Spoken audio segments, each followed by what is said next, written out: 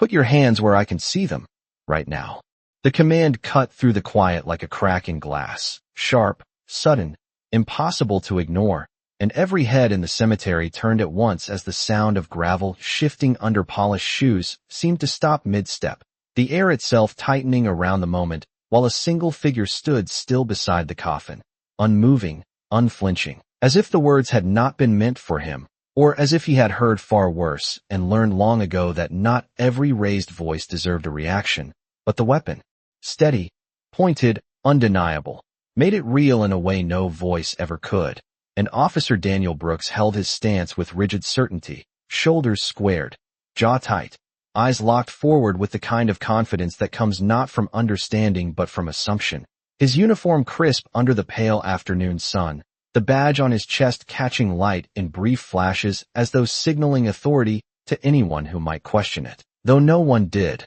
not yet, because the tension in the air pressed down too heavily, because funerals were not supposed to look like this, not supposed to sound like this, not supposed to carry the weight of suspicion when they were meant for grief. And yet there it was, stretching across the rows of folding chairs, slipping between the quiet sobs and bowed heads, wrapping itself around the flag-draped casket at the center of it all, where the man Brooks had singled out stood with one hand resting gently on the polished wood, fingers still, palm grounded, as though anchoring himself to something deeper than the moment unfolding around him. His dark suit immaculate, his posture straight, his presence composed in a way that didn't match the accusation hanging in the air, because this was not a man caught off guard by pressure. This was not a man unfamiliar with command or chaos or the weight of decisions made in seconds. And yet here he stood, silent, while a line had been drawn in front of him without warning, without cause,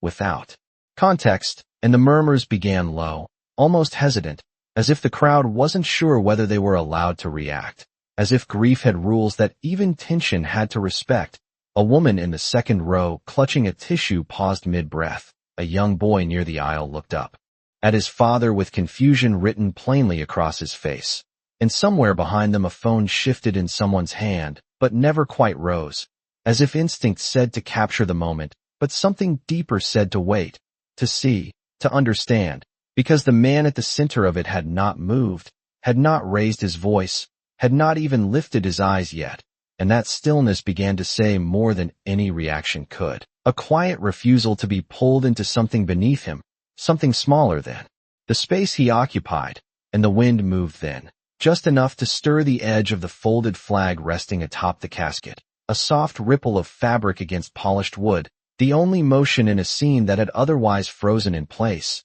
And Brooks adjusted his stance by half an inch, tightening his grip not out of necessity, but out of habit, as if doubling down on a decision already made, while the man before him finally shifted, not back, not away, but slightly forward, just enough for the sunlight to catch the line of metals pinned neatly across his chest, each one reflecting a history that had not yet been spoken, each one carrying a weight the room had not yet recognized, and still no words came from him, not yet. Because sometimes silence was not hesitation, sometimes silence was control, and in that moment, with every eye fixed on him and every breath held just a second too long, the question was no longer what was happening, but who had truly misread the situation, and how far that mistake was about to go. General Marcus Reed did not look at the weapon first. He looked at the casket, at the smooth wood warmed by the afternoon sun, at the precise fold of the flag that rested across it with quiet dignity. And his hand remained there, steady, grounded, as if that single point of contact was the only thing keeping the world from tilting out of place, because this was not supposed to be a moment of confrontation. This was supposed to be a moment of goodbye, and 8 hours earlier the morning had begun with a different kind of silence, the kind that settled gently over a family gathering in dark suits and polished shoes, where voices stayed low out of respect, and every movement felt measured, intentional. Where Marcus had arrived early, before most of the guests, stepping out of a black sedan with the same composed posture he had carried through decades of service, his uniform pressed, medals aligned with exact precision, not for display, but because he understood what they represented, not just his own history but the lives that had intersected with his, the names that were no longer spoken except in places like this. And as he walked toward the small chapel at the edge of the cemetery, the Gravel beneath his shoes gave a soft, rhythmic crunch that echoed faintly in the cool morning air, a sound that felt almost too loud for the space, as if even the ground recognized the weight of the day. And inside, the room had been still, rows of chairs waiting, the casket already positioned at the front, draped in the same flag that now moved slightly in the afternoon breeze, and Marcus had paused just inside the doorway, not out of hesitation but out of respect, allowing the moment to settle before stepping forward, because this was his younger brother, Daniel Reed, a man who had never worn medals but had carried his own kind of strength, the kind that did not make headlines or earn ceremonies, the kind that showed up quietly, consistently, without expectation of recognition. And Marcus had always known that strength, had always respected it, even when their paths had taken them in different directions, one into structured command and the other into a life built day by day, without uniform or rank. And now those differences no longer mattered, because loss had a way of reducing everything to what was essential, to what remained when titles and positions fell away. And what remained for Marcus in that moment was simple and heavy and undeniable. He was a brother standing beside his brother, nothing more, nothing less. And as the hours passed, and more people arrived, the space filled with quiet nods and brief embraces, with the soft rustle of fabric and the occasional clearing of a throat as people tried to hold their composure. And Marcus had remained where he was, near the casket, acknowledging each person with a slight inclination of his head, his expression calm but not distant, present but contained, because he understood that grief did not always need to be displayed to be real. And now, standing again in that same place, his hand still resting on the wood, the memory of that morning lingered in the air around him, colliding with the tension that had taken its place. And for a brief moment his eyes lowered, not in submission but in reflection, as if measuring the distance between what this day was meant to be and what it had become.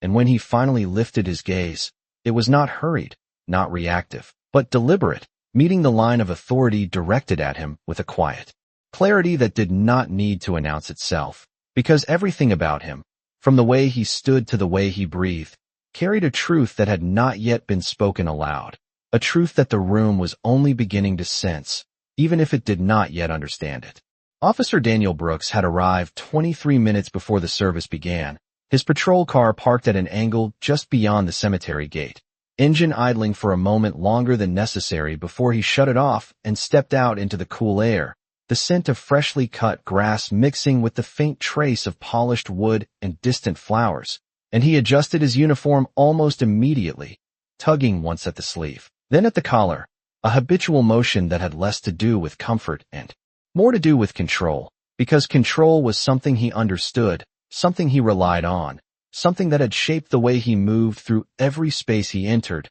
And funerals, to him, were not sacred grounds so much as structured environments that required order, observation, and presence, especially when the crowd grew larger than expected, especially when unfamiliar faces filled the rows. And as he scanned the early arrivals, his eyes moved quickly, categorizing, assessing, drawing quiet conclusions without ever needing to voice them, because that was how he had learned to operate, not through conversation but through assumption, through pattern recognition that he believed had never failed him. And when he first noticed Marcus Reed standing near the casket, he did not see the details that mattered, not at first. He did not register the alignment of metals, or the significance of posture, or the weight carried in stillness. Instead, he saw a man who did not step back when others did, a man who remained too close, too centered, too present in a space where Brooks believed distance equaled respect, and that belief, unchallenged for years, settled quickly into certainty.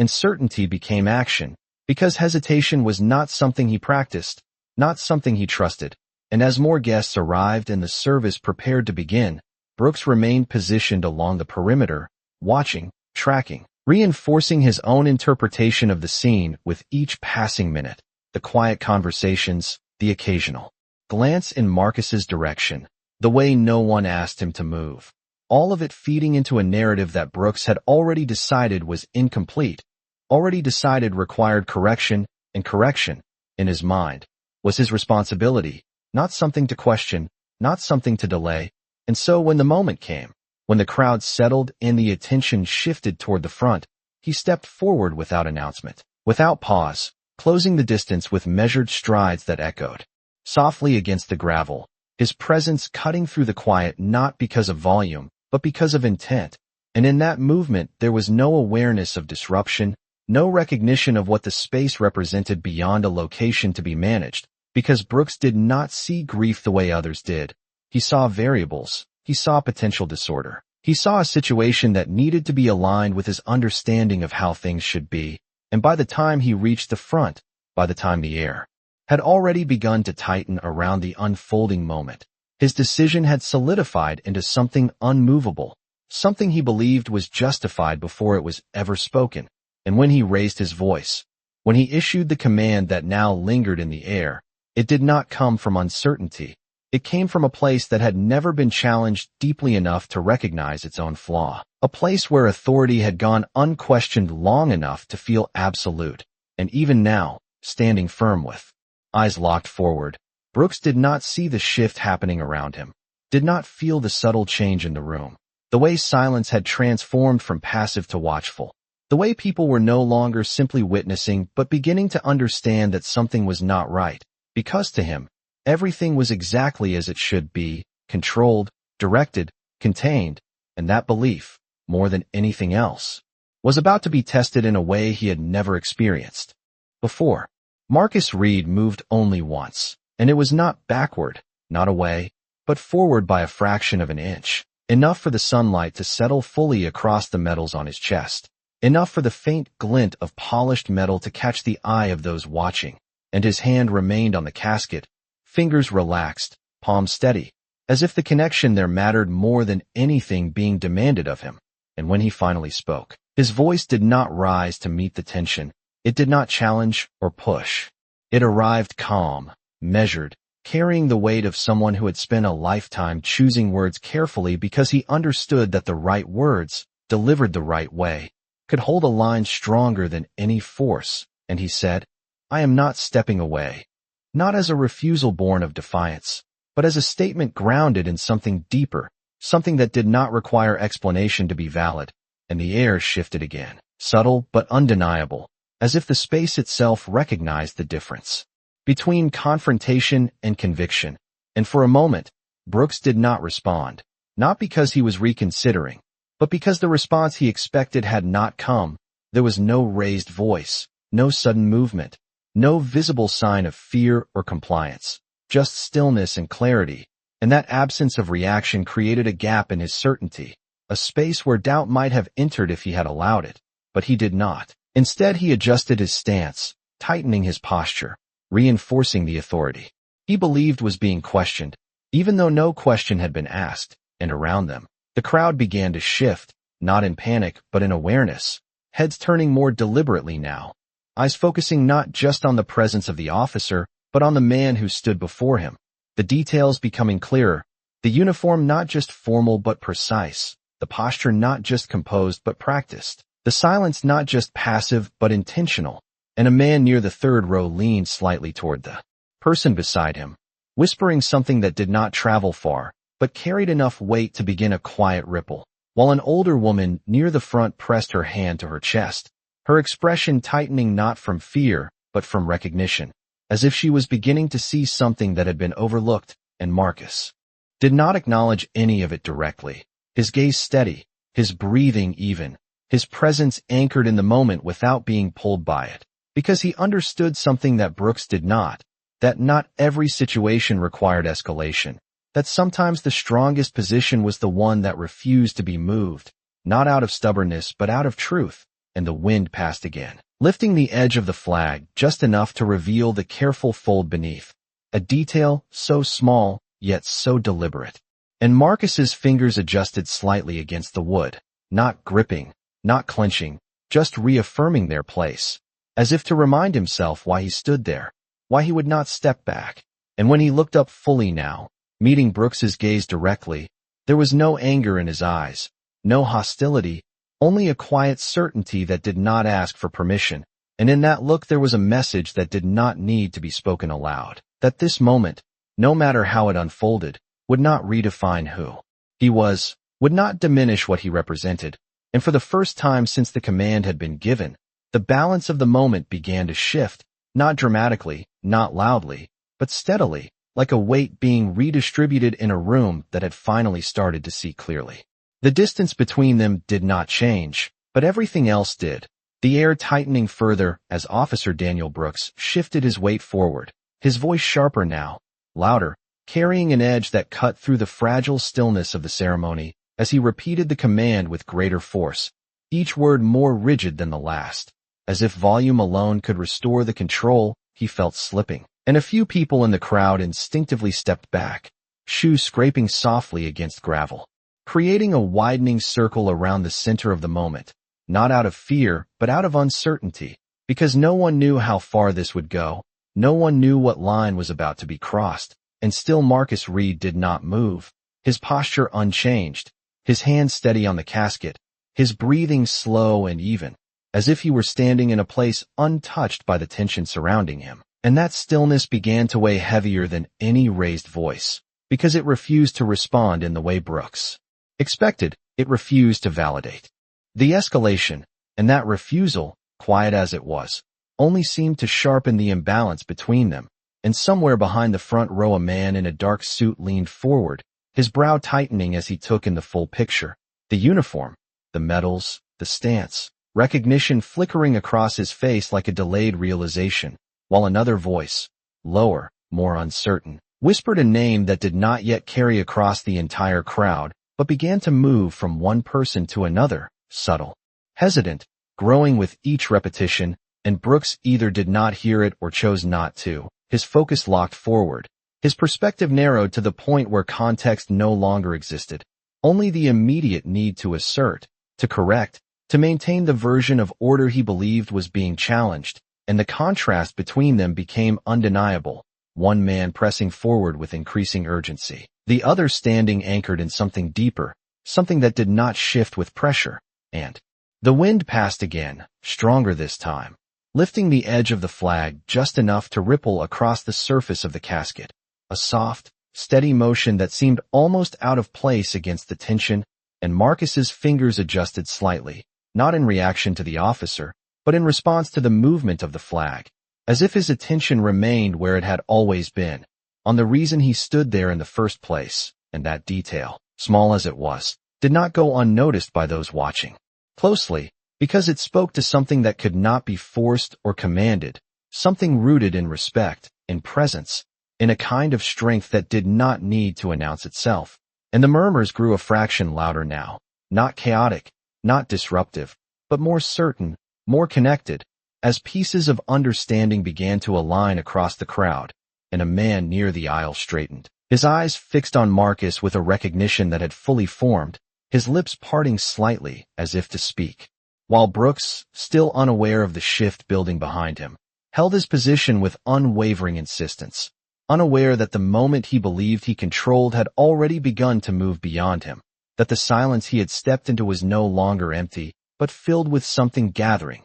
something rising, something that would soon no longer remain unspoken. The noise did not rise. It softened, almost as if the entire cemetery had taken a breath at the same time and decided not to release it. And in that suspended moment, the sharp edges of the confrontation dulled just enough for something quieter to emerge, something deeper than command or resistance. Because Marcus Reed's hand remained on the casket, his fingers now resting along the edge of the folded flag, feeling the texture of the fabric beneath his skin, the slight movement as the wind passed again, and his eyes lowered for the first time, not in submission but in remembrance, as if the presence of his brother had pulled him inward, away from the tension, away from the voices, into a space where none of this existed, where there were no uniforms, no authority, no assumptions, only memory, only the sound of laughter from years ago, the echo of conversations that had never needed to be formal or measured,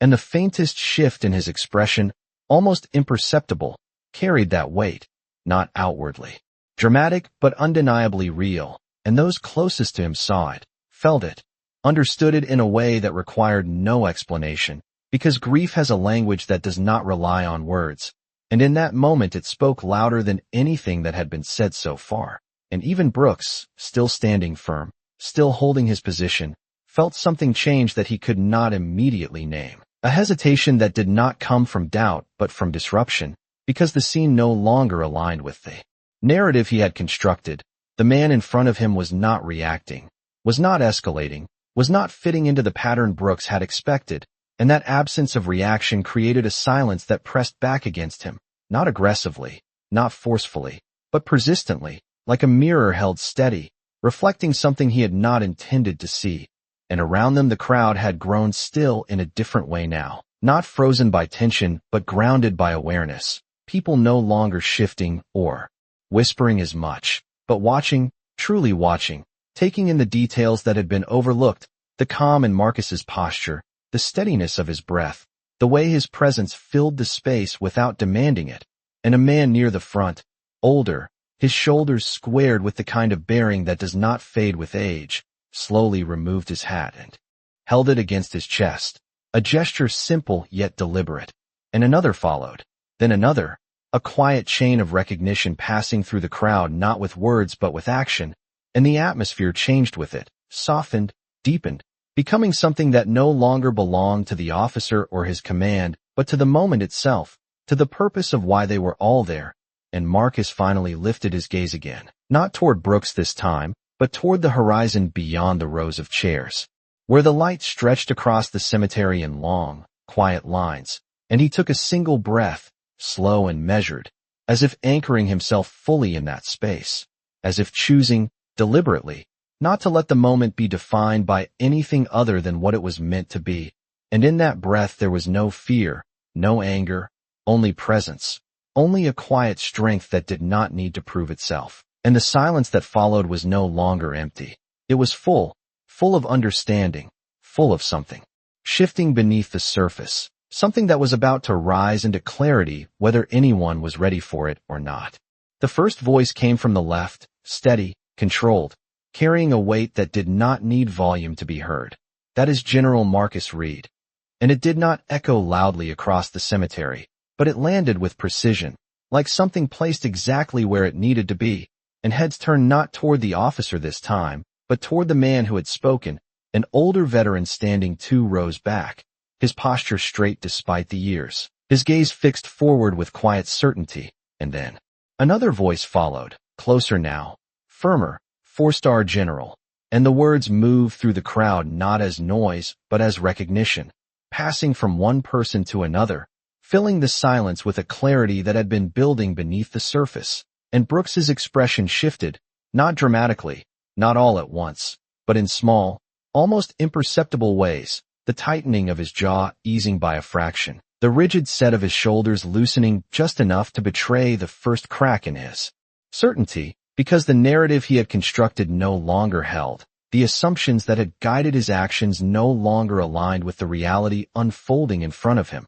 And for a brief moment his eyes flickered, not away, but across Marcus's uniform, across the medals that now seemed impossible to ignore, across the posture that no longer appeared out of place, but entirely intentional. And the silence changed again, no longer heavy with tension, but charged with understanding. And from the far side of the gathering a man in a dark formal coat stepped forward, his movement deliberate, his presence commanding without effort, a federal badge clipped discreetly at his belt catching a glint of light as he approached. And his voice, when it came, was calm but unmistakable. "Officer, lower your voice." Not a command delivered with force, but one backed by authority that did not need to assert itself loudly. And Brooks's hand, still firm, hesitated for the first time, not because he had been ordered, but because the moment had shifted beyond his control, and the realization settled in slowly, heavily, as if each second added weight to something he could no longer deny.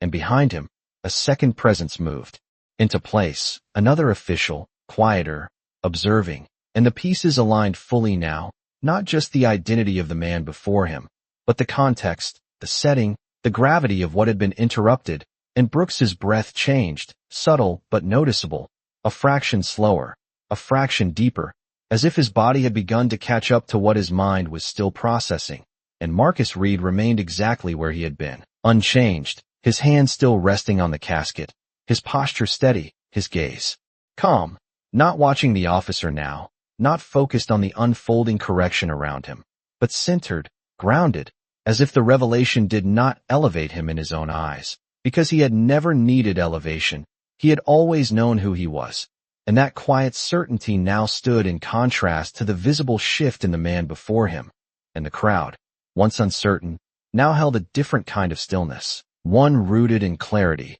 one that no longer questioned what they were seeing but understood it. And in that understanding there was no triumph, no outward reaction, only a collective recognition that something had been revealed, something that had been present all along but had required this moment to be fully seen. And the weight of that realization settled into the space, steady and undeniable, as the balance of power completed its quiet reversal. The courtroom did not carry the same stillness as the cemetery, but it carried something heavier, something structured, measured, undeniable, and the sound of a gavel settling against polished wood marked the beginning of a process that no longer belonged to emotion or assumption but to record, to evidence, to truth laid out piece by piece under bright, unyielding light. And Officer Daniel Brooks sat at the defense table, his posture no longer rigid with certainty but contained, restrained, his uniform replaced by a dark suit that seemed to sit differently on his frame, as if the absence of a badge had shifted something internal, something that could not be replaced by fabric or form. And across the room, General Marcus Reed was present, not at the center, not seeking attention, seated quietly among others in uniform, his posture unchanged, his expression composed, as if this moment, like the one before it, was not about him but about what had unfolded. And the screen at the front of the courtroom flickered to life, displaying footage captured from a body camera, the angle slightly tilted, the audio clear, every word preserved exactly as it had been spoken, every second recorded without interpretation. And the room listened, not with anticipation but with focus, because what mattered now was not what anyone believed had happened, but what had actually occurred. And as the footage played, the sequence unfolded with precise clarity, the approach, the command, the lack of context, the escalation without cause, and then the stillness of Marcus Reed, standing grounded, unreactive, present. And the contrast between the two became evident not through commentary, but through observation, through the undeniable alignment of fact and moment. And the prosecutor did not raise his voice, did not dramatize. He simply stepped forward and spoke with calm precision, outlining the timeline, the decisions made, the absence of threat, the presence of assumption, and each word seemed to settle into the room with weight, not because it was forceful, but because it was supported. And Brooks's gaze lowered slightly at times, not dramatically, not in visible collapse, but in small shifts that marked the gradual recognition of something he could no longer frame differently. And when the defense spoke, their words were careful, measured, attempting to contextualize, to explain, to soften the edges of what had been shown, but the footage remained. The record remained, the moment unchanged. And when the judge finally spoke, the courtroom grew still in a way that mirrored the silence of the cemetery, not identical, but connected by something deeper. And the words that followed were not loud, not emotional, but clear, each one delivered with the weight of finality, outlining the violations, the misuse of authority, the failure to recognize context, the consequences of action taken without justification. And when the sentence was given, it did not echo, it settled, like something that had found its place after a long and necessary process, and no one reacted outwardly, not dramatically, because this was not a moment of spectacle, it was a moment of resolution. And Marcus Reed remained seated, his posture steady, his gaze forward, not fixed on Brooks, not seeking acknowledgement, because for him, this had never been about retaliation, it had been about truth, about dignity, about a line that had been crossed and then redrawn. And as the courtroom began to empty, the sound of footsteps, soft against the floor, the quiet closing of doors, the low murmur of voices returning to normal conversation, the weight of what had occurred remained in the air, not heavy in the way of tension, but grounded in the way of something understood, something concluded, something that would not need to be revisited because it had been seen clearly, fully, and without distortion. The cemetery was quieter now than it had been that day, weeks earlier, when tension had stretched across the rows of chairs and settled into the air like something unresolved. But today the silence felt different, not heavy, not uncertain, but complete. And General Marcus Reed stood once again beside the same grave. The grass now trimmed evenly, the soil settled, the headstone placed with precise alignment, its surface catching the late afternoon light in a soft, steady reflection, and his hand rested gently against the cool stone, not gripping, not pressing, just present,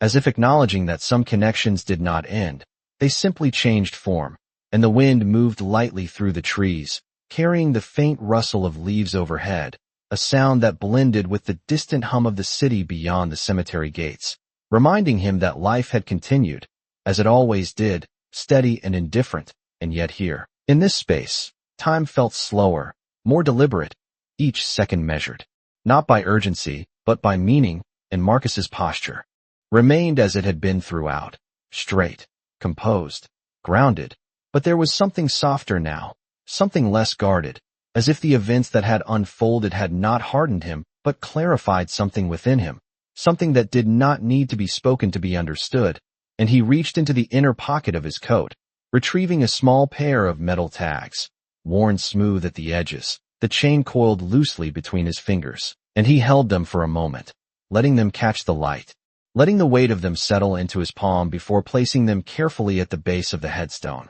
the metal resting against the stone with a quiet, almost inaudible contact. And he stepped back half a pace, just enough to see the full picture, the name, the dates, the flag folded neatly nearby, and the tags now part of it all. And for a long moment he said nothing, because there was nothing that needed to be said, not out loud, not anymore. And the breeze shifted again, lifting slightly at the edge of his coat, brushing past him like a passing acknowledgement. And he took a slow breath, steady and even, the kind that filled the chest fully before releasing without strain. And when he raised his hand in a final salute, the motion was precise, deliberate, held for a moment that stretched just long enough to carry meaning without display, and then lowered just as smoothly. And he turned, not abruptly, not with hesitation, but with a quiet certainty, walking along the narrow path that curved through the cemetery, his steps measured, each one grounded, the gravel beneath his shoes producing a soft, consistent sound that marked his movement forward. And behind him, the grave remained as it was, unchanged, undisturbed, held within the same calm that now defined the space. And the wind continued to move through the trees, carrying with it no tension, no unresolved weight, only the quiet presence of something that had been seen, understood, and set in its place. And as Marcus reached the gate, the light stretched longer across the path, casting a steady line ahead of him. And he walked into it without looking back, not because he was leaving anything behind, but because he no longer needed to hold on to the moment to understand its meaning. And the silence that followed was not empty, it was full, full of respect, full of closure, full of a truth that no longer needed to be proven, only lived.